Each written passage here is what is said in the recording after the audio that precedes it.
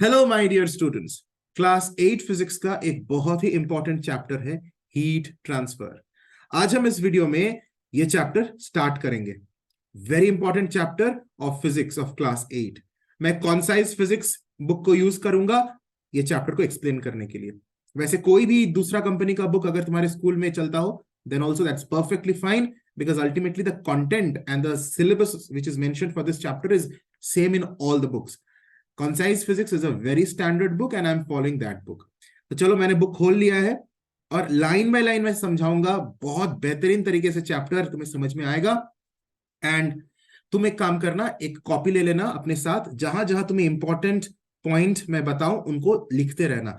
Running notes banana. These running notes are very very effective. The notes that you make on your own, note making process बहुत important होता है। जब chapter को पढ़ते हैं और साथ साथ अपना नोट्स बनाते हैं ना, वो बहुत इफेक्टिव होता है।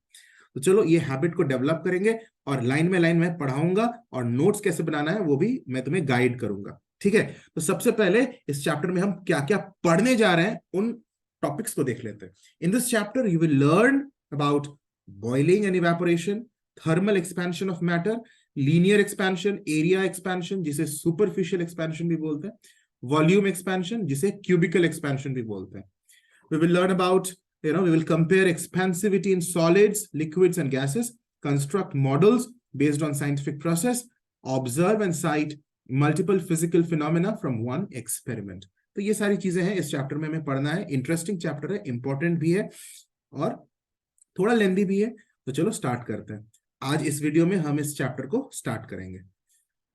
नाउ किस तरह से लाइन बाय लाइन पढ़ना चाहिए और हर एक लाइन को मतलब समझकर पढ़ना चाहिए वो तुम देखना। So I will be reading each and every line and I will be explaining you, ठीक है। तो मेरे साथ साथ चैप्टर पर फोकस करो। In the earlier classes, you have read that matter is composed of tiny particles. जो matter होते हैं ना, सॉलिड, लिक्विड, गैस, ये तो तीन टाइप्स के मैटर है। ये छोटे छोटे पार्टिकल से बने होते हैं जिन्हें हम क्या बोलते हैं, मॉलिक्यूल्स। इसके बाद मॉलिक्यूल्स के बारे में कुछ बातें कही गई हैं। Late us read. A molecule can exist freely in nature. कोई भी जो मॉलिक्यूल है वो नेचर में फ्रीली एग्जिस्ट कर सकता है। जैसे हाइड्रोजन मॉलिक्यूल है H2, वो नेचर में फ्रीली एग्जिस्ट करता है। कार्बन डाइऑक्साइड का मॉलिक्यूल है CO2, वो नेचर में फ्रीली एग्जिस्ट करता है। And it possesses the properties of the matter. वो मॉलिक्यूल उस मैटर के प्रॉपर्टीज को पोजेस करता है। It is very small in size, nearly 10 raised to the power -10 metre. तो बहुत छोटा होता है ना molecule, 10 raised to the power -10 meters, which cannot be seen even by a microscope। आप माइक्रोस्कोप से भी नहीं देख सकते। अब तुम्हें पता होगा, चाहे सॉलिड हो, चाहे लिक्विड हो, चाहे गैस हो, उसके मॉलिक्यूल्स जो होते हैं ना वो कंटिन्यूस मोशन में रहते हैं। सॉलिड के केस में मॉलिक्यूल्स अपने ही प्लेस पर वाइब्रेट करते हैं, इस तरह से to and fro motion vibrate करते रहते हैं। और लिक्विड्स और गैसेस के केस में मॉलिक्यूल्स इधर से उधर रैंडम जिगजैग मोशन में मूव करते हैं, जिसे ब्राउनियन मोशन बोलते हैं। तो वही बात आगे कही गई है, the molecules are in motion as well as they have forces of attraction between them, amongst them। तो क्या बात कही गई है, जो बात तुम लोग लोअर क्लासेस में ऑलरेडी पढ़े हो, ये कोई नई बात नहीं है कि मॉलिक्यूल्स मोशन में रहते हैं और एक मॉलिक्यूल दूसरे मॉलिक्यूल को अट्रैक्ट करता है, जिसे हम बोलते हैं intermolecular forces of attraction. Intermolecular forces of attraction means that force with which one molecule is attracting the another molecules around it।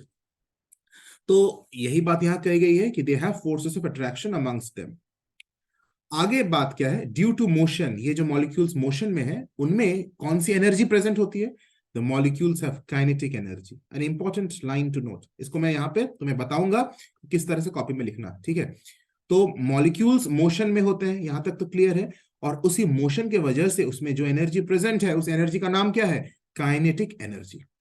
Now this word kinetic energy, this energy is possessed by any body when it is in the state of motion। Suppose you are running, तुम दौड़ रहे हो, तो तुम्हारे अंदर कौन सी energy आ गई, kinetic energy. क्यों, क्योंकि तुम मोशन में हो। तो मोशन के वजह से जो एनर्जी किसी भी बॉडी में आती है उसे काइनेटिक एनर्जी बोलते हैं। जब हवा बह रही है तो उस एयर में भी काइनेटिक एनर्जी है। जब पानी बह रहा है उसमें भी काइनेटिक एनर्जी है। जब हम गन से बुलेट को शॉट किए, बुलेट आगे मूव कर रहा है, उसमें भी, उस बुलेट में भी काइनेटिक एनर्जी है. So basically kinetic energy is that energy which is possessed by a body by virtue of its motion. उसके मोशन के वजह से उसमें जो एनर्जी, राइट. तो अभी अभी हमने पढ़ा कि मॉलिक्यूल्स भी रैंडम मोशन में रहता है या वाइब्रेटरी मोशन में रहता है. सॉलिड्स के केस में वाइब्रेट करते रहता है, तो मोशन में तो रहता है ना मॉलिक्यूल्स. तो उस मोशन की वजह से हर एक मॉलिक्यूल में कौन सी एनर्जी प्रेजेंट रहती है? Kinetic energy. सो काइनेटिक, तो यहां पे हेडिंग दे सकते हो टाइप्स ऑफ एनर्जी. यहां पे जो बात मैंने अभी अभी बुक से पढ़ा उसी को मैं थोड़ा लिख दे रहा हूं ताकि तुम अपने नोट्स में लिख पाओ easily. Types of energy present in molecules, present in the different molecules of matter. तो सबसे पहला एनर्जी है kinetic energy. And why is it present? It is because of, due to motion, motion in the molecules. Molecules में जो motion है उस वजह से. अच्छा, अब एक और एनर्जी प्रेजेंट रहता है इन मॉलिक्यूल्स में, उस एनर्जी का नाम है पोटेंशियल एनर्जी. सिर्फ काइनेटिक एनर्जी ही नहीं रहता, एक और एनर्जी भी रहता है मॉलिक्यूल्स में. वो एनर्जी का नाम क्या है? Potential energy. वो क्यों रहता है?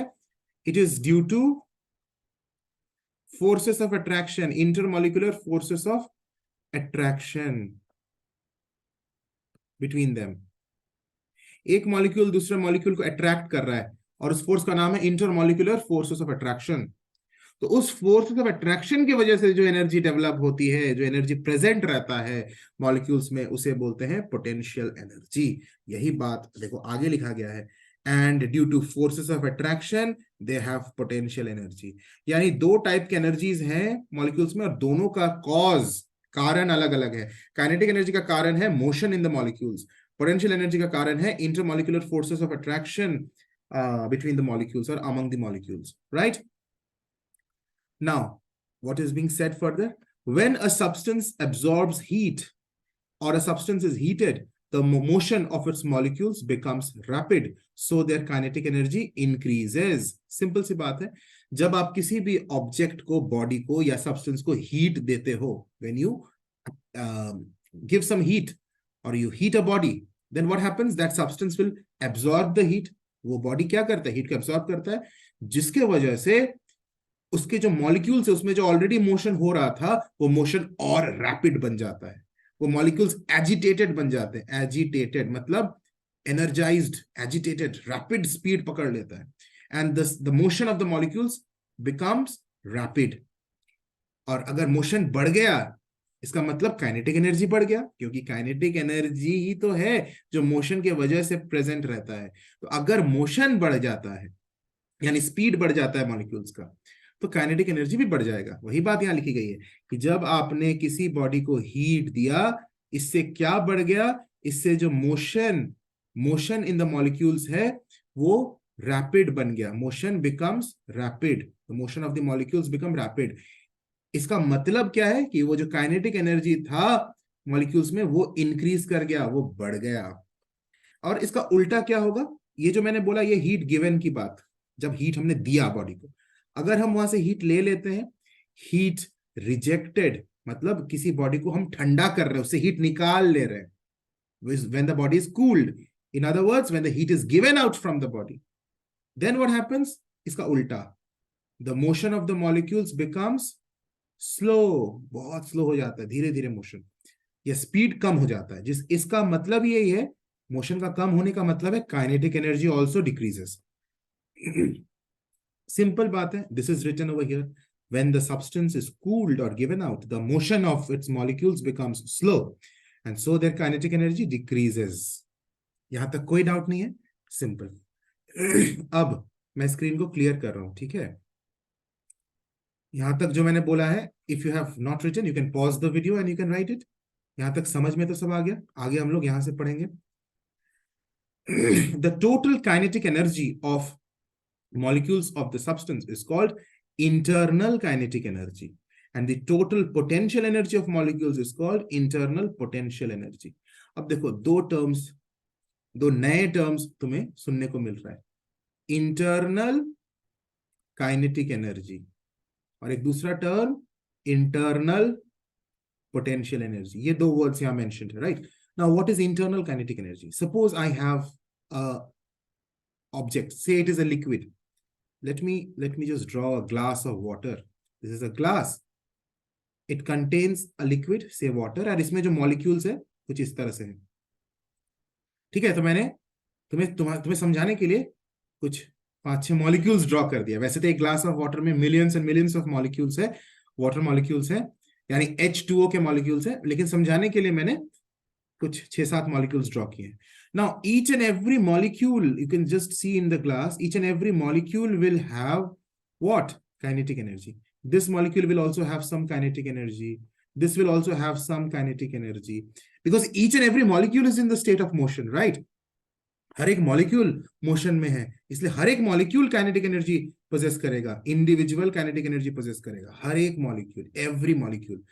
अगर हम इन सारे इंडिविजुअल काइनेटिक एनर्जीज को ऐड कर लेते हैं, यानी the sum total of the kinetic energy present in all the molecules of this substance, उस टोटल काइनेटिक एनर्जी को, ये काइनेटिक एनर्जी प्लस ये वाला काइनेटिक एनर्जी प्लस ये वाला काइनेटिक एनर्जी प्लस ये वाला काइनेटिक एनर्जी, मतलब हर एक मॉलिक्यूल का जो टोटल काइनेटिक एनर्जी अगर हम निकाल लेते हैं इंडिविजुअल काइनेटिक एनर्जीज को ऐड करके, उसे ही हम बोलते हैं इंटरनल काइनेटिक एनर्जी. इतना ही सिंपल है. सो इंटरनल काइनेटिक एनर्जी मतलब क्या? The total kinetic energy of the molecules present in the substance is called internal kinetic energy. Very similar is the case of internal potential energy.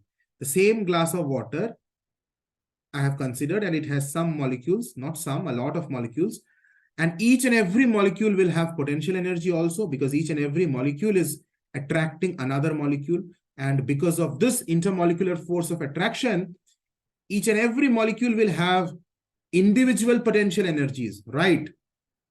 अगर हम इन सारे potential energies को add कर दें, तो I will get internal potential energy. That means the total potential energy of the molecules is known as internal potential energy. कोई difficulty तो नहीं लग रही है? इतना ही इजी कॉन्सेप्ट है.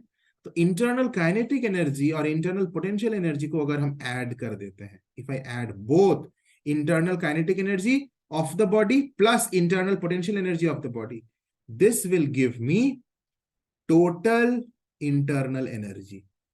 This will give me what?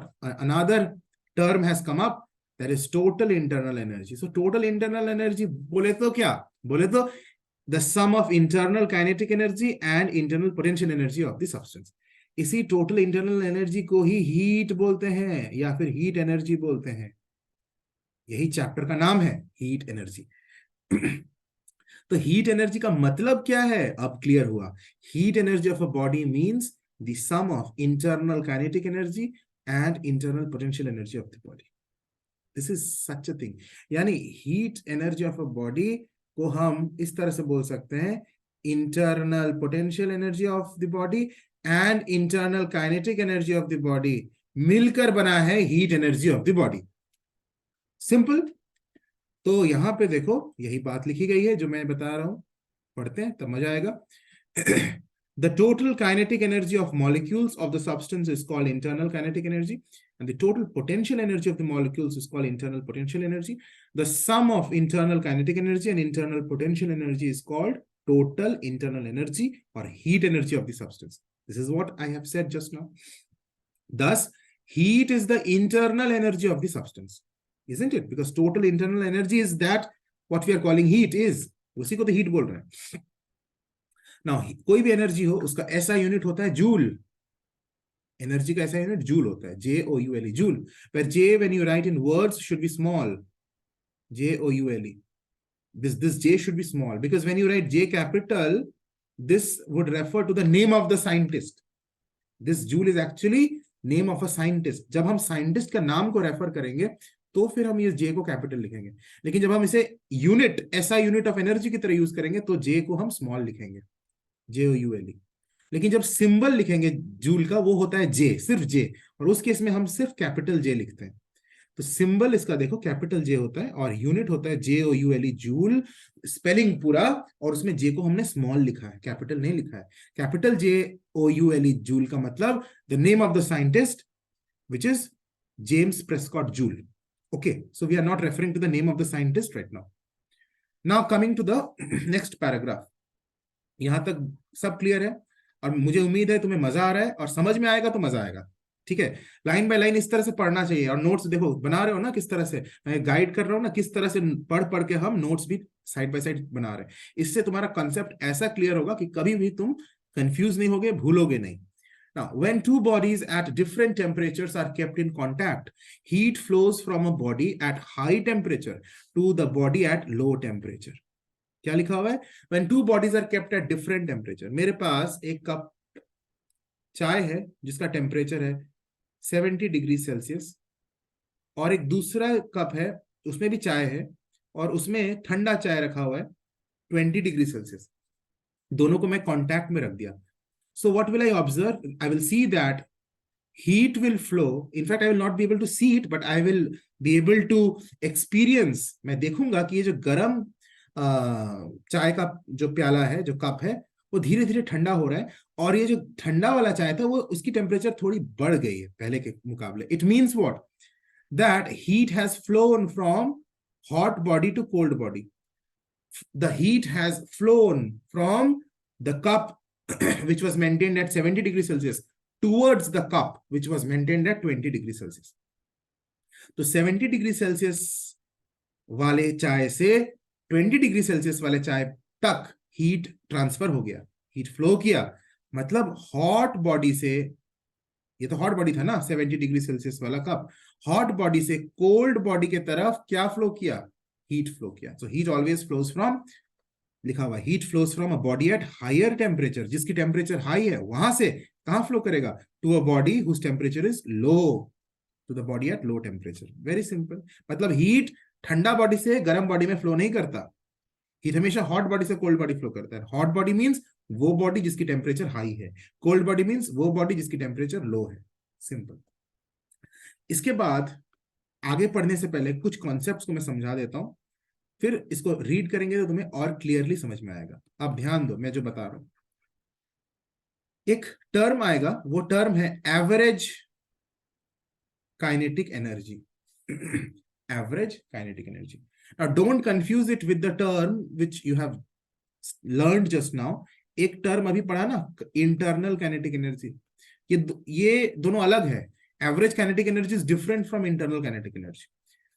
Internal kinetic energy का तो मैंने एक्सप्लेन कर दिया है, the total of all the individual kinetic energies of the molecules. लेकिन वही इंडिविजुअल काइनेटिक एनर्जीज का अगर हम एवरेज निकालें, हर एक इंडिविजुअल काइनेटिक एनर्जी को ऐड करके हम उसका अगर एवरेज निकालें, तो जो काइनेटिक एनर्जी मिलेगा उसे बोलेंगे average kinetic energy. So average value of the individual kinetic energies of the molecules, that gives average kinetic energy.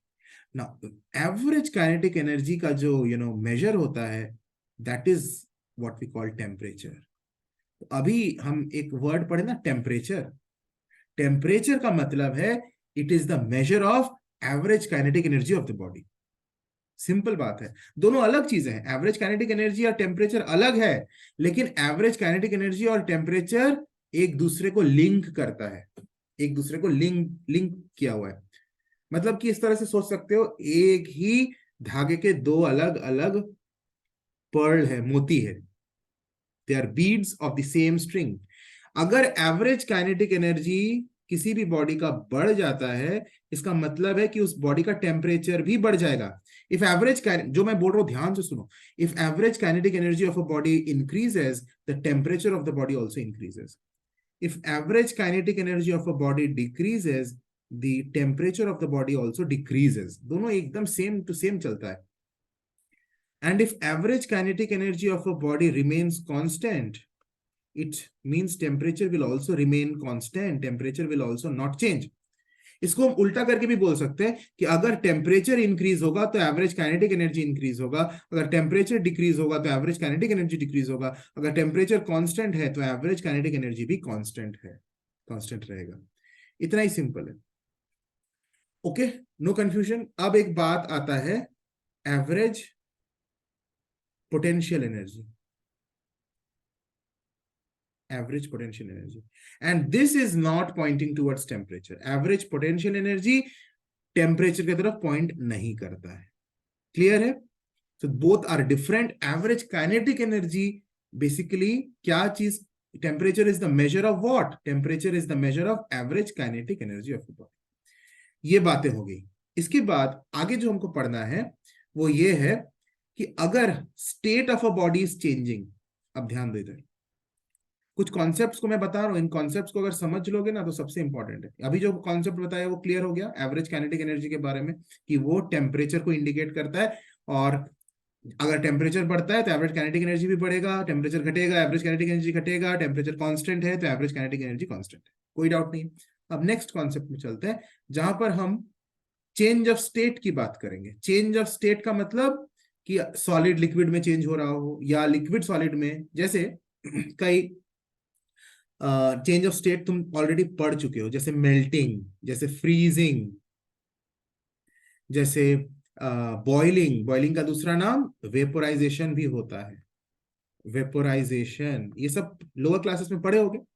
फिर होता है कंडेंसेशन, फिर होता है सब्लिमेशन,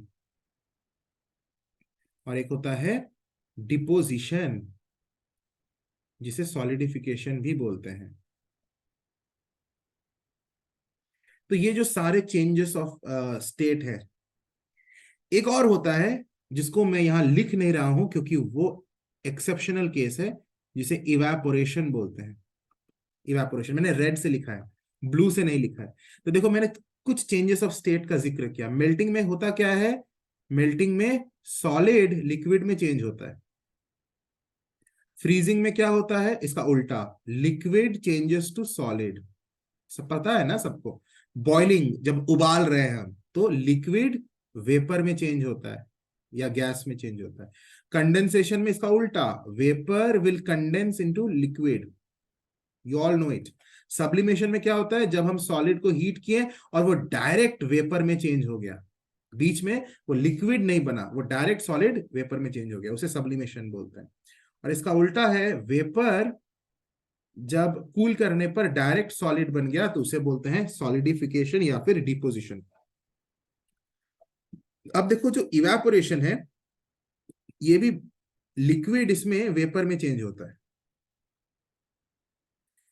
लेकिन इवेपोरेशन एक्सेप्शनल है, ऑड वन आउट है बाकी सबसे। क्यों? ये हमें समझना है।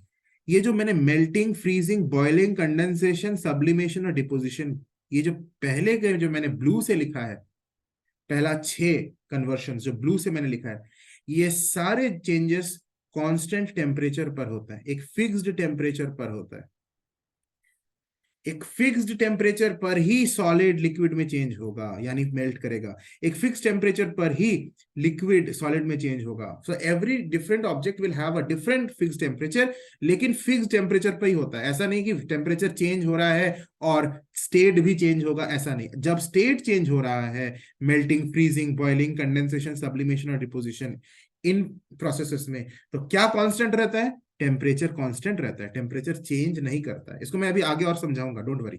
इसको मैं और एक्सप्लेन करूंगा कि कैसे sir, how do you come to know about it कि टेम्परेचर कांस्टेंट रहता है, तो मैं समझाऊंगा उसको, डोंट वरी। तो मैं अभी जो बोल रहा हूं उसको अभी समझो, कि उसको अभी मानो कि कांस्टेंट टेम्परेचर पर ये सारे चेंजेस होते हैं, लेकिन इवेपोरेशन कांस्टेंट टेम्परेचर पर नहीं होता है। इसलिए इसके बारे में हम लोग अलग से पढ़ेंगे। एक टॉपिक है, देखो बुक ही में, इवेपोरेशन। देखो यहाँ पे नेक्स्ट पेज मैंने ओपन किया है। इवेपोरेशन के बारे में अलग से डिस्कशन है, and we will be discussing about evaporation separately because it is odd one out. लेकिन ये जो सारे बाकी जो ब्लू से मैंने लिखा है, ब्लू कलर से, ये सब में कांस्टेंट टेम्परेचर पर होता है। अगर टेम्परेचर कांस्टेंट है इन सब में, तो अभी भी मैंने बोला कि अगर टेम्परेचर कांस्टेंट है, यानी इन सभी मेथड, इन सभी फिनोमिनन में एवरेज काइनेटिक एनर्जी भी कांस्टेंट रहेगा, क्योंकि मैंने अभी अभी बोला है कि temperature is nothing but the measure of average kinetic energy. तो ये जो सारे मेथड है जिसमें चेंज ऑफ स्टेट हो रहा है और टेम्परेचर उसमें कांस्टेंट है, उसमें टेम्परेचर कांस्टेंट रहने का मतलब ही है कि एवरेज काइनेटिक एनर्जी भी कांस्टेंट रहता है, चेंज नहीं करेगा। Average kinetic energy also remains constant. ये बात समझ में आ गया? कोई डाउट नहीं है? लेकिन अभी ये समझ में नहीं आया कि sir how it is constant, मतलब एक्सपेरिमेंटली ये क्या देखा जा सकता है कि कांस्टेंट है? बिल्कुल देखा जा सकता है ये कांस्टेंट है। उसी एक्सपेरिमेंट के बारे में आगे इस बुक में डिस्कशन किया गया है, लेकिन मैं फिर भी अभी तुम्हें थोड़ा सा बता देता हूं। सपोज मैं एक मेल्टिंग का यूज करके मेल्टिंग जो चेंज ऑफ स्टेट है इसका एग्जांपल तुम्हें समझाता हूँ। मेल्टिंग का मतलब है जहां पर सॉलिड लिक्विड में चेंज हो जाता है। This is what melting is, and it happens at a constant temperature. कोई भी सॉलिड ले लो, जैसे आइस, तुमने एक बीकर लिया, उसमें तुमने आइस क्यूब्स ले लिया, सबसे इजी है, तुम लोग समझ पाओगे, क्योंकि बर्फ एक ऐसा चीज है जिसको हर बच्चा घर में कभी ना कभी इससे एक्सपेरिमेंट किया ही है। हम हाथ में भी लेके बर्फ के साथ खेलते हैं, हर बच्चा, अभी भी मैं कभी कभी कुछ कुछ एक्सपेरिमेंट करते रहता हूँ। So ice is the easiest और easy to get solid which you can with which you can study melting very easily. तो मैं बर्फ का एग्जांपल ले रहा हूँ। तो मैंने लिया ice which is solid, obviously solid है, सबको पता है। इसको अगर हम अभी मैंने यहाँ नीचे से मान लो हीट नहीं दिया, let us not give any heat to it right now, ऐसे एक बीकर में सिर्फ आइस रखा, एक थर्मामीटर इसमें डिप कर दिया, तो देख रहा हूं थर्मामीटर क्या टेम्परेचर रीड कर रहा है, 0 डिग्री सेल्सियस। ऑब्वियसली आइस का जो टेम्परेचर होता है वो 0 डिग्री सेल्सियस है, यानी मैंने आइस लिया जिसकी टेम्परेचर कितनी है, 0 डिग्री सेल्सियस। कोई बात नहीं, इजी है, यहां तक तो सब कुछ इजी चल रहा है। अब नीचे मैं फ्लेम लगा दिया, आग लगा दिया, एक बर्नर लिया और नीचे मैंने यहाँ पे फ्लेम से, this is a Bunsen burner, तो मैंने यहाँ पे फ्लेम या फायर इग्नाइट कर दिया। अब हीट दे रहा हूं, मतलब मैं हीट तो दे रहा हूं, I am supplying heat, heat is being absorbed by this ice, no confusion. ये आइस हीट को एब्सॉर्ब तो कर रहा है क्योंकि हम हीट दे रहे हैं, हीट एब्सॉर्ब आइस कर रहा है। लेकिन मैं क्या देखूंगा कि यहाँ पे टेम्परेचर बिल्कुल भी इंक्रीज नहीं करेगा। ये मत सोचो कि तुम हीट दे रहे हो, आइस हीट एब्सॉर्ब कर रहा है और ये टेम्परेचर 0 से 1 डिग्री बन जाएगा, 1 से 2 डिग्री सेल्सियस बन जाएगा ना। यहीं पर तो हमें समझ में आया कि टेम्परेचर चेंज नहीं करेगा, कांस्टेंट टेम्परेचर रहेगा। तुमने हीट दिया फिर भी ये टेम्परेचर इंक्रीज नहीं करेगा, और तब तक नहीं करेगा, कब तक नहीं करेगा, तब तक नहीं करेगा जब तक पूरा का पूरा आइस लिक्विड में चेंज ना हो जाए। जब हम ये हीट दे रहे हैं तो देखेंगे कि ये आइस मेल्ट करना शुरू हुआ, धीरे धीरे ये आइस पानी में चेंज हो रहा है, लिक्विड में चेंज होगा। लेकिन उस दौरान भी टेम्परेचर बिल्कुल भी इंक्रीज नहीं करेगा, ये थर्मामीटर 0 डिग्री सेल्सियस ही रीड करेगा। जब तक पूरा ये आइस वाटर में चेंज ना हो जाए तब तक उसकी टेम्परेचर कितनी शो होगी, 0 degree Celsius he. And that very moment when all the ice has melted, all the entire ice has melted, जब पूरा आइस मेल्ट हो गया है, उसके बाद अगर हम हीट दे रहे हैं तब धीरे धीरे टेम्परेचर बढ़ेगा, 0 डिग्री सेल्सियस से 1 डिग्री सेल्सियस, फिर 2 डिग्री सेल्सियस, 3 डिग्री। लेकिन जब तक थोड़ा सा भी आइस बचा हुआ है, मेल्ट नहीं किया है, तब तक पूरा टेम्परेचर, पूरा आइस का जो पूरा लिक्विड का टेम्परेचर 0 डिग्री सेल्सियस ही रहेगा। जब पूरा आइस मेल्ट हो गया, then only the heat will the temperature will increase. So, this change where the ice has changed to water, it means solid has changed to liquid.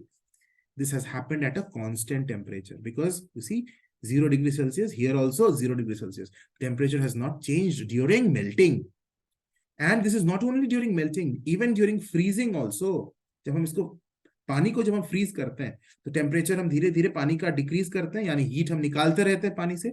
तो एक समय ऐसा आता है कि वाटर का टेम्परेचर बन जाता है 0 डिग्री सेल्सियस, और उसके बाद फर्दर हम उससे हीट को एक्सट्रैक्ट करते हैं, उसके बाद वो सॉलिड बनता है 0 डिग्री सेल्सियस आइस। तो ये हो गया हमारा फ्रीजिंग। तो फ्रीजिंग के केस में भी देखो, जहां सॉलिड लिक्विड में चेंज, आई मीन लिक्विड जहां सॉलिड में चेंज होता है, liquid is changing to solid, वहां पर भी कांस्टेंट टेम्परेचर पर हुआ 0 डिग्री सेल्सियस। तो बात यह है कि टेम्परेचर इन सारे फिनोमिनन में, फ्रीजिंग में, मेल्टिंग में, कंडेंसेशन में, इवेपोरेशन में, सब्लिमेशन में और डिपोजिशन में टेम्परेचर कांस्टेंट रहता है। क्या कांस्टेंट रहता है? Temperature remains constant. And I have just said if temperature remains constant then average kinetic energy will also remain constant. अब बात आती है कि फिर ये हीट गया कहां? ये जो आप इस फ्लेम से हीट तो आपने दिया, ये आग जला के आपने हीट तो दिया, इस आइस ने हीट एब्जॉर्ब भी किया, बात तो सच है, क्योंकि हमने आइस को क्या दिया, हीट दिया। आइस ने हीट एब्जॉर्ब भी किया, लेकिन एब्जॉर्ब होने के बाद उस वो हीट काइनेटिक एनर्जी को तो नहीं बढ़ाया। एवरेज काइनेटिक एनर्जी तो कांस्टेंट ही रह गया ना, क्योंकि टेम्परेचर नहीं चेंज हुआ तो काइनेटिक एनर्जी भी चेंज नहीं हुआ। तो फिर वो हीट एवरेज काइनेटिक एनर्जी को नहीं इंक्रीज किया, लेकिन हीट तो गया अंदर आइस में। आइस ने तो हीट एब्जॉर्ब किया। अब वो हीट एनर्जी काइनेटिक एनर्जी में कन्वर्ट नहीं हुआ, तो फिर कहा किस में कन्वर्ट हो गया? Yes, that heat energy got converted to average potential energy and not into average kinetic energy. जब स्टेट चेंज हो रहा है तो एवरेज काइनेटिक एनर्जी नहीं बढ़ता है, एवरेज पोटेंशियल एनर्जी बढ़ जाता है। और जब स्टेट चेंज नहीं हो रहा है, सिर्फ टेम्परेचर इंक्रीज हो रहा है, जैसे एक लोहा का टुकड़ा ले लो, उसको तुम अगर फ्लेम से हीट करो तो वो पिघलेगा नहीं, वो गर्म हो जाएगा, टेम्परेचर बढ़ेगा, मेल्टिंग नहीं होगा। कैंडल में अगर तुम एक लोहा का टुकड़ा को, एक आयरन ब्लॉक को तुम हीट करोगे तो क्या वो मेल्ट करेगा? मेल्ट तो नहीं करेगा, वो गर्म होने लगेगा, हीट होने लगेगा, यानी टेम्परेचर इंक्रीज होगा। तो जब टेम्परेचर इंक्रीज हो रहा है तब उसमें काइनेटिक एनर्जी इंक्रीज होगा, एवरेज काइनेटिक एनर्जी इंक्रीज होगा। लेकिन इस केस में जहां पे चेंज ऑफ स्टेट की हम बात कर रहे हैं, मेल्टिंग फ्रीजिंग, उसमें टेम्परेचर चूंकि कांस्टेंट है, लेकिन हीट तो बॉडी ने एब्जॉर्ब किया, तो वो हीट गया कहां? उसने एवरेज काइनेटिक एनर्जी को इंक्रीज नहीं किया, average potential energy of the molecules को इंक्रीज किया। अब इतनी बातें जो मैंने यहां बताया है, वो सभी बातें बुक में वही लिखा गया है, लेकिन एक छोटा सा मिस्टेक है बुक में। क्या मिस्टेक है बुक में, वो करेक्ट कर लेना। बुक में ये मिस्टेक है कि जब आप इस आइस को हीट दे रहे हैं, तो बुक में ऐसा लिखा गया है कि इस आइस ने हीट को एब्जॉर्ब नहीं किया। ऐसी बात नहीं है, इस आइस ने हीट को एब्जॉर्ब किया, जरूर किया। और वो हीट जो उसने एब्जॉर्ब किया, वो काइनेटिक एनर्जी में कन्वर्ट नहीं हुआ, I mean average kinetic energy में कन्वर्ट नहीं हुआ, वो एवरेज पोटेंशियल एनर्जी में कन्वर्ट हो गया। लेकिन हीट तो एब्जॉर्ब हुआ ही। बुक में लिखा हुआ है कि हीट एब्जॉर्ब नहीं हुआ या हीट रिजेक्टेड नहीं होगा, ये गलत लिखा हुआ है। तो ये छोटा सा करेक्शन कर लेंगे, आगे पढ़ते हैं। देखो वही चीज जो मैंने बताया उसको पढ़ेंगे, सब समझ में आएगा। The average kinetic energy of the substance is the measure of temperature of the body. This is what I have just said. When there is a rise in average kinetic energy of the molecules of the substance, जब average kinetic energy बढ़ता है, its temperature increases. Simple बात है. And if there is fall in average kinetic energy of the molecules of the substance, its temperature decreases. यही मैंने बताया. During the change in state of a substance, अब ये change of state की बात कर रहा है जो मैंने अभी अभी एक्सप्लेन किया। During the change in state of a substance at a constant temperature, यहां पर एक गलत बात आगे लिखा गया है, since no heat is absorbed और रिजेक्टेड। ये ही गलत बात है। हीट एब्जॉर्ब होता है, और जब हम हीट को एक्सट्रैक्ट करके उसको ठंडा करके फ्रीजिंग कर रहे हैं तो हीट रिजेक्टेड भी होता है। तो यहां पे ये गलत लिखा गया है कि नो हीट इज एब्जॉर्ब्ड और रिजेक्टेड, ये गलत बात है। हीट एब्जॉर्ब भी होगा, रिजेक्टेड भी होगा जब चेंज ऑफ स्टेट हो रहा है। तो जैसे मेल्टिंग के केस में हीट एब्जॉर्ब हो रहा है, और फ्रीजिंग के केस में हीट रिजेक्टेड भी हो रहा है। तो ये बोलना गलत है कि नो हीट इज एब्जॉर्ब्ड और रिजेक्टेड।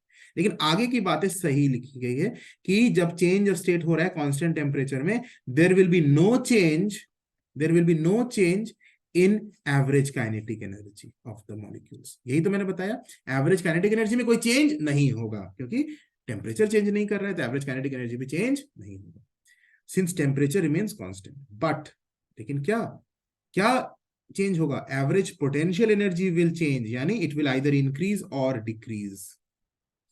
अगर हम हीट दे रहे हैं तो average potential energy will increase, अगर हीट निकाल ले रहे हैं during the change of state तो average potential energy will decrease. तो it the change will be in average potential energy but not in average kinetic energy. कब? जब state of the body change हो रहा है कांस्टेंट टेम्परेचर में, तब।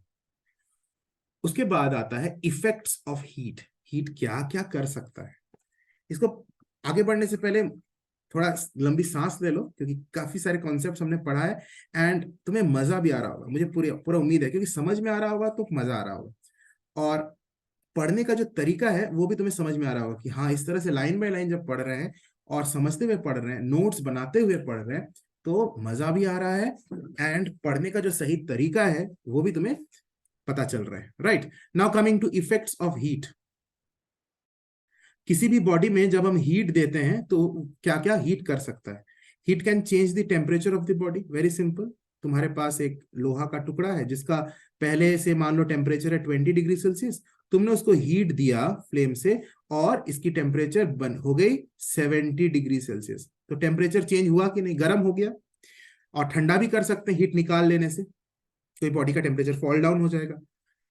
तो हीट क्या कर सकता है? It can change the temperature of the body. It is very easy to understand. दूसरा क्या कर सकता है? Heat can change the state of the body, जैसे मेल्टिंग में, फ्रीजिंग में, इवेपोरेशन, आई मीन इसमें बॉइलिंग में, इवेपोरेशन में भी, ये सब में क्या होता है? हीट के वजह से state of the body changes. Condensation में स्टेट चेंज हो जाता है, जैसे आइस लिए उसको हीट दिए, वो लिक्विड में चेंज हो गया, स्टेट चेंज हो गया। सिंपल है, कोई इसमें डिफिकल्टी नहीं है। थर्ड क्या कर सकता है heat? Heat can change the size of the body. कोई भी बॉडी है ना, उसका साइज में चेंज ला सकता है। एक वर्ड आगे पढ़ोगे इसी चैप्टर में, thermal expansion.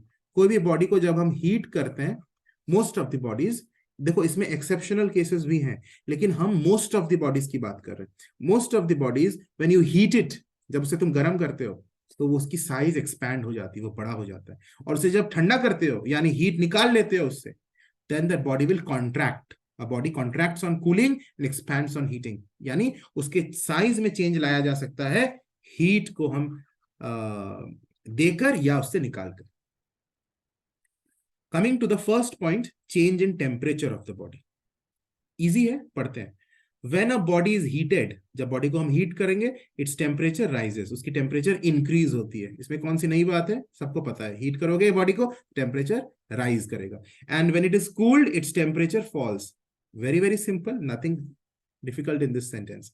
The change in temperature of the body depends on quantity of heat imparted or rejected from and the material of the body। यहां पर इंपॉर्टेंट एक पॉइंट है जहां से क्वेश्चन बन सकता है कि ये जो टेम्परेचर चेंज करेगा, द चेंज इन टेम्परेचर, ये किन दो फैक्टर्स पे डिपेंड करता है, किन दो चीजों पे डिपेंड करता है?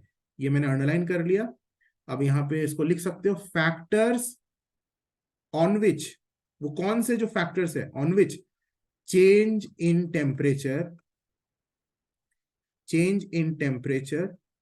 of a body depends। वो कौन से दो फैक्टर्स है जिस पर डिपेंड करता है कि एक बॉडी में चेंज इन टेम्परेचर कितना होगा? Number one, the quantity of heat, कितना अमाउंट ऑफ हीट हम उस बॉडी को दिए या फिर निकाल लिए बॉडी से। तुम अगर ज्यादा हीट दोगे तो ज्यादा चेंज इन टेम्परेचर होगा, कम हीट दोगे तो कम चेंज इन टेम्परेचर होगा। तो सिंपल है ना, तुम अगर ज्यादा हीट बॉडी से निकाल लोगे तो ज्यादा टेम्परेचर में फॉल होगा, अगर तुम कम हीट निकालोगे बॉडी से तो कम फॉल इन टेम्परेचर होगा, लेस डिक्रीज इन टेम्परेचर होगा। सो अमाउंट ऑफ हीट या क्वांटिटी ऑफ हीट गिवन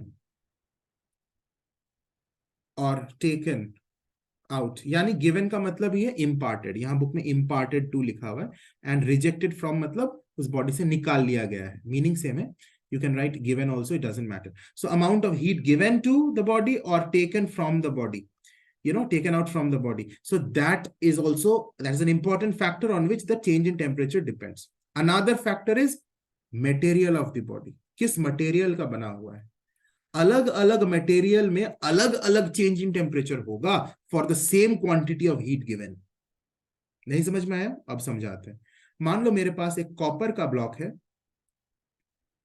और बिल्कुल उसी साइज का एक एल्यूमिनियम का ब्लॉक है, एल्यूमिनियम का ब्लॉक है एकदम उसी साइज का, मान लो। अब हमने यहां पर कॉपर को हीट दिया, मान लो कॉपर को हीट दिया 1000 जूल, और एल्यूमिनियम को भी हम हीट देते हैं same amount of heat 1000 joule. तो हम क्या देखेंगे, हमने तो सेम अमाउंट ऑफ हीट दिया कॉपर को भी और एल्यूमिनियम को भी, तो क्या दोनों में जो भी चेंज इन टेम्परेचर होगा वो क्या सेम होगा? नहीं। कॉपर में देखेंगे कि जो चेंज इन टेम्परेचर होगा, टेम्परेचर में जो चेंज होगा इस हीट को देने से, वो चेंज कुछ अलग है। और एल्यूमिनियम में इस हीट को देने के बाद जो चेंज इन टेम्परेचर हुआ, वो चेंज इन टेम्परेचर कुछ अलग है। So change in temperature of a body not only depends on the quantity of heat given, it also depends on the material of the body, क्योंकि copper और aluminium दो अलग अलग मटेरियल है, इसलिए the change in temperature was also different in both of the bodies. So that is written over here. The change in temperature depends on the quantity of heat given to the body or taken out from the body, and also it depends on the material of the body. When heat is imparted, जब आप heat देते हैं body को, imparted or given to the body, its temperature rises. इसमें तो कोई tension वाली बात है ही नहीं. And if heat is rejected or taken out from the body, the temperature falls. बच्चे बच्चे को पता है. अब रीजन में चलते हैं. ऑन हीटिंग, जब आप गर्म करते हो बॉडी को, उसमें क्या होगा? Molecules begin to move faster. अभी थोड़ी देर पहले ही यहां पे पढ़ा था कि जब हम बॉडी को हीट, देखो यहां पे ये वाला लाइन, व्हेन, ये इस लाइन को देखो, when a substance absorbs heat or a substance is heated, the motion of the molecules becomes rapid, so their kinetic energy increases. उसी लाइन को यहाँ फिर से लिखा हुआ है. On heating, the molecules begin to move faster. Molecules begin to move faster का मतलब the motion of the molecules become rapid, and so the average kinetic energy of the molecules increases. हर एक molecule का kinetic energy increase हो जाता है, यानी average kinetic energy भी increase कर जाता है. And average kinetic energy का increase का मतलब the temperature also rises. Because temperature is the measure of average kinetic energy. This I have told many times इसी वीडियो में. On the other hand, on cooling, जब ठंडा कर रहे हो, the average का यहाँ स्पेलिंग गलत है, GE होगा. On cooling, the average kinetic energy of molecules decreases, so the temperature also decreases. Temperature falls. Very easy. Now coming to change in state of the body. देखो मैंने जो जो बताया ना, वही सारी चीजें हैं. यहाँ रीड करोगे, इसमें बिल्कुल वो चीजें हैं. Change in state of the body, कुछ भी हार्ड नहीं लगेगा, क्योंकि जो मैंने एक्सप्लेन किया अब थोड़ी देर पहले, वो अच्छी तरह से समझ गए होगे, तो आगे पूरा एकदम हलवा है. The matter exists in 3 different states. What are they? Solid, liquid and gas. सबको पता है मैटर 3 तरह के हैं, सॉलिड, लिक्विड, गैस. वैसे तो 5 तरह के होते हैं, प्लाज्मा भी है और बोस आइंस्टाइन कंडेंसेट भी है. लेकिन तुम्हें पढ़ना नहीं है, तुम्हें पढ़ना है 3 states of matter: solid, liquid and gas. The process of change from one state to another, वो प्रोसेस जिसमें एक स्टेट दूसरे स्टेट में चेंज होता है एट अ कांस्टेंट टेम्परेचर. इस वर्ड को माइंड करना, कांस्टेंट टेम्परेचर पर जब चेंज होता है उसे हम बोलते हैं change of state. When a solid is heated, जब हम सॉलिड को गर्म करते हैं, मतलब आइस, जैसे एक एग्जांपल सोचो, आइस को जब हीट किए, it changes into liquid. Liquid में चेंज हो गया एट अ फिक्स्ड टेम्परेचर. याद करो मैंने बताया था 0 डिग्री सेल्सियस है वो टेम्परेचर जिसमें आइस मेल्ट करता है. उसे हम बोलते हैं, उस टेम्परेचर को बोलते हैं मेल्टिंग पॉइंट ऑफ आइस. यानी 0 degree Celsius is the melting point of ice. और इस प्रोसेस को बोलेंगे मेल्टिंग, जहां फिक्स्ड टेम्परेचर पर या कांस्टेंट टेम्परेचर पर सॉलिड लिक्विड में चेंज हो रहा है. The reverse happens, मतलब इसका उल्टा, opposite happens when a liquid is cooled. उसमें क्या होता है? The liquid freezes into solid.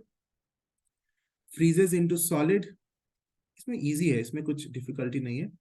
At the same temperature पर वो freeze करता है. This process is called freezing or fusion. इसे हम बोलते हैं freezing या फिर fusion. For example, ice at 0 degree Celsius on heating melts into water at 0 degree Celsius. ये भी मैंने बताया था अभी थोड़ी देर पहले. उल्टा, आइस को जब हम ये इसकी बात कर रहे हैं, मेल्टिंग की बात कर रहा है कि आइस लिए 0 डिग्री सेल्सियस पर, उसको मेल्ट किया वाटर में, वो भी 0 डिग्री सेल्सियस पे. और फ्रीजिंग का बात कर रहा है कि वाटर हमने लिया 0 डिग्री सेल्सियस में, वो फ्रीज हो गया आइस में एट 0 डिग्री सेल्सियस. तो टेम्परेचर तो कांस्टेंट ही है. This is something which I have explained you already. Now coming to vaporisation. Read करोगे, यहां से आगे बिल्कुल इजी है. चलो रीड करते हैं. There is nothing much to explain because it is very very simple. When a liquid is heated, it changes into its vapor or gas at a fixed temperature, है ना? And this process is called vaporization or boiling. The reverse happens, ulta happens, when vapor is cooled and the vapor condenses into liquid. Liquid में change हो जाता है vapor at the same fixed temperature, and this is called condensation. For example, अगर हम पानी लेते हैं, उसको गर्म कर रहे हैं, करते करते 100 डिग्री सेल्सियस पर पानी उबलना स्टार्ट होता है. एंड वो 100 डिग्री सेल्सियस में जो वाटर है हमारा, 100 डिग्री सेल्सियस वाला वाटर, वो स्टीम में चेंज हो जाता है. स्टीम मतलब वही गैस है, वेपर है, 100 डिग्री सेल्सियस में चेंज हो जाता है. तो देखोगे स्टेट तो चेंज हो गया लेकिन टेम्परेचर कांस्टेंट रहा. इसका उल्टा, जहां पे स्टीम को अगर हम ठंडा करते हैं तो the steam at 100 degree Celsius on cooling changes to water at 100 degree Celsius, जिसे हम कंडेंसेशन बोलते हैं। तो यहीं पे हमें समझ में आ गया कि कंडेंसेशन हो चाहे बॉइलिंग हो, वो होता किसमें है, फिक्स्ड टेम्परेचर पर। Water at 100 degree Celsius on heating vaporises into steam at 100 degree Celsius, while steam at 100 degree Celsius on cooling condenses into water, वो भी उसका टेम्परेचर भी 100 degree Celsius. When a solid on heating changes directly into vapor, इसे बोलते हैं sublimation. लेकिन देखो क्या लिखा गया, at a fixed temperature, temperature constant, यानी टेम्परेचर कांस्टेंट मतलब एवरेज काइनेटिक एनर्जी बिल्कुल यहाँ चेंज नहीं हो रहा है इन सारे फिनोमेनन में। इन सारे फिनोमेना में एवरेज काइनेटिक एनर्जी भी कांस्टेंट रहेगा। And this process is called sublimation when camphor on heating changes directly from solid to vapors. Example है, these vapors on cooling change directly into solid state and this is called solidification या फिर deposition. अभी मैंने बताया था evaporation एक exceptional case है जहां पर कांस्टेंट टेम्परेचर पे नहीं होता है, वो किसी भी टेम्परेचर पर होता है। And this is a very important difference between boiling and evaporation. दोनों बॉइलिंग में और इवेपोरेशन में ये सिमिलैरिटी है कि liquid will change to gas. Boiling में भी यही हो रहा है, liquid is changing to gas या वेपर। इवेपोरेशन में भी the liquid is changing into gas, but this is the only similarity, but there are lot of differences between boiling and evaporation. One of the major differences between boiling and evaporation is that boiling takes place at a constant temperature, but evaporation can take place at any temperature. And we will be studying about evaporation and we will compare boiling and evaporation in this chapter. तो आगे एक topic है जहां पे तुमको पढ़ना है comparison of boiling and evaporation. तो उस टॉपिक में हम लोग differences between boiling and evaporation को पढ़ेंगे। लेकिन फिलहाल देखो इस पेज में मैंने ये पेज निकाला है, यहाँ पे तुम्हें दिख रहा होगा, मैं थोड़ा जूम कर देता हूँ।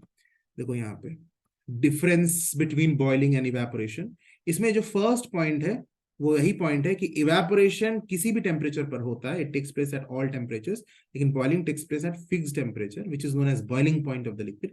लेकिन अभी चिंता मत करो, इस टॉपिक में आने में हमें थोड़ा टाइम है अभी, इसके पहले बहुत सारे और टॉपिक्स हमें करना है।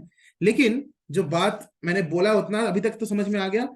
थोड़ी सी जिक्र यहाँ पर इवेपोरेशन का भी इस पैराग्राफ में किया हुआ है, इसको हम लोग अभी पढ़ेंगे, लेकिन डिटेल में इवेपोरेशन के बारे में आगे हमें पढ़ना ही है।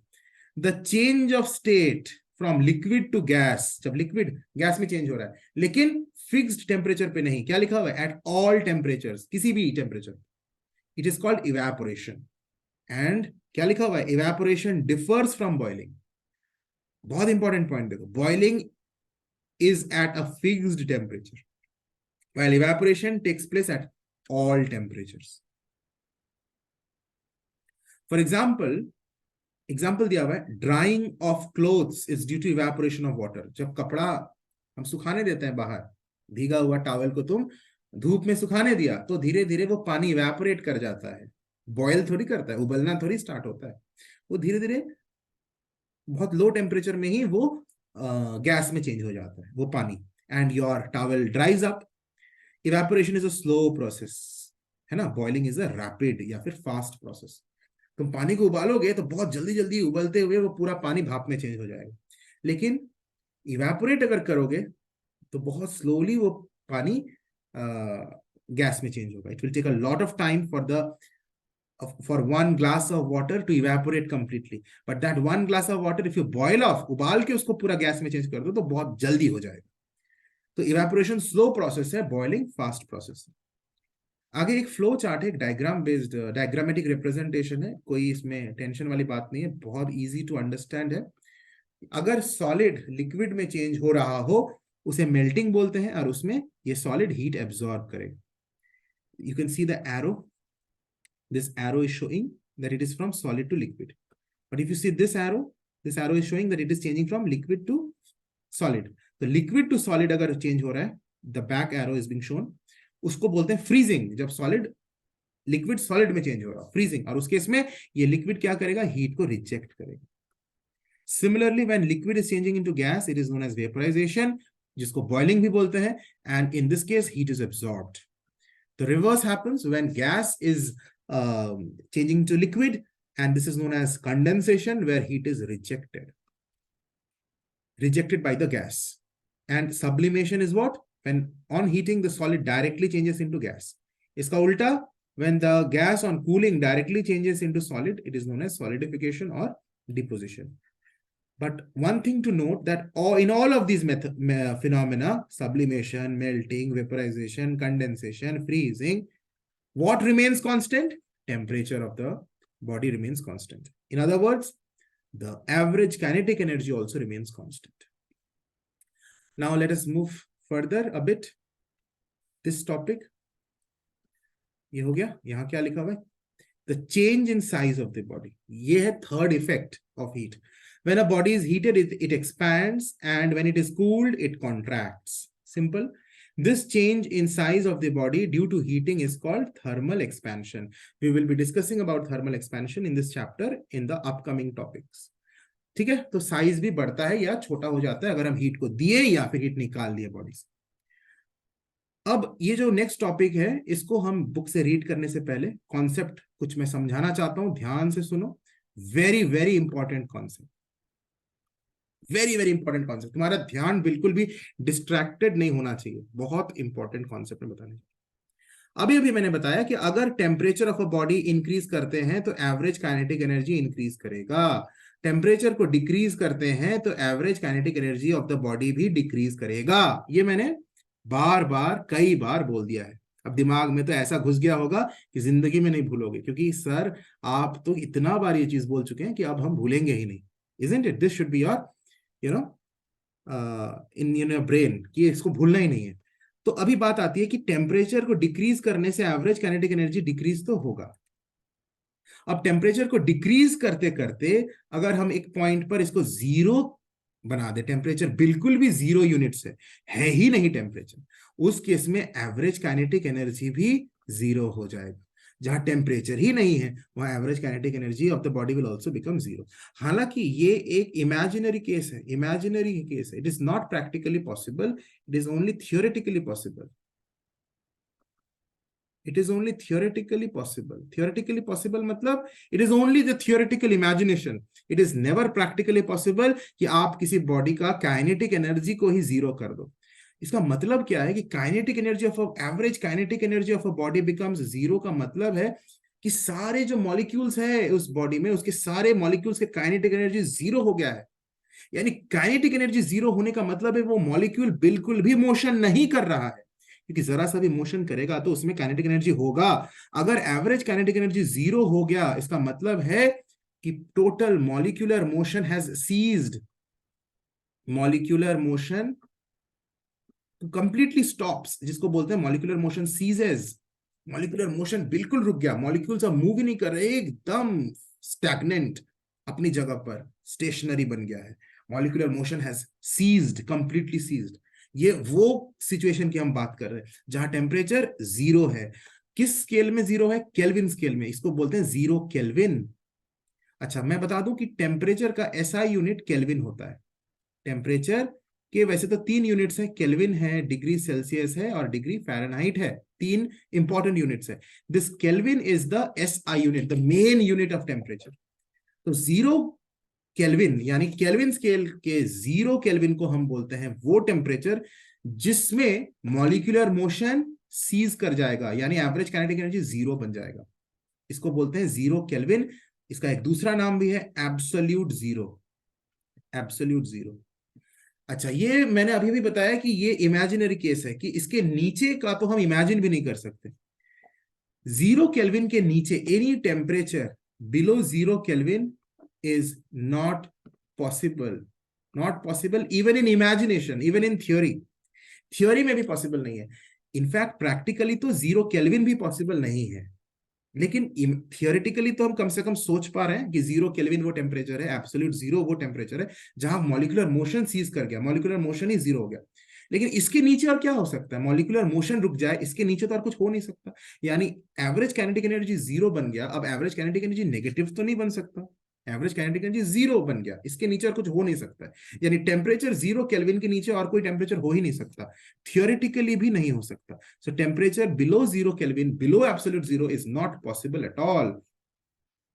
तो यहां पर वही हम पढ़ने वाले हैं कि इस टेम्परेचर को बोलते हैं एब्सोल्यूट 0। ये वो टेम्परेचर है किस स्केल में, केल्विन स्केल में, जहां मॉलिक्यूलर मोशन कंप्लीटली सीज हो जाता है।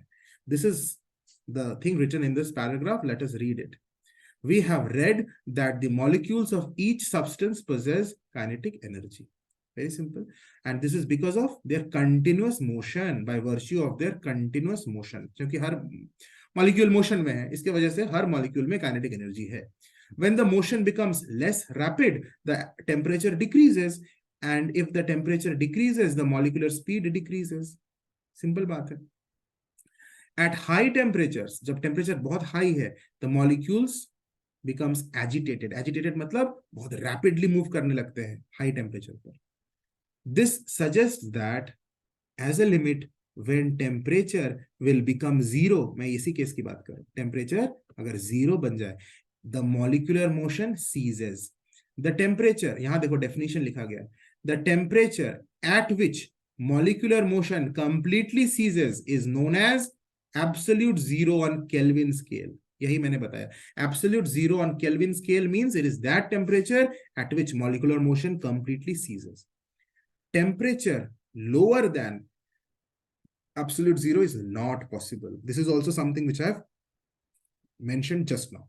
Any temperature below 0, absolute 0 is not possible. Not possible to imagine also, not possible theoretically also.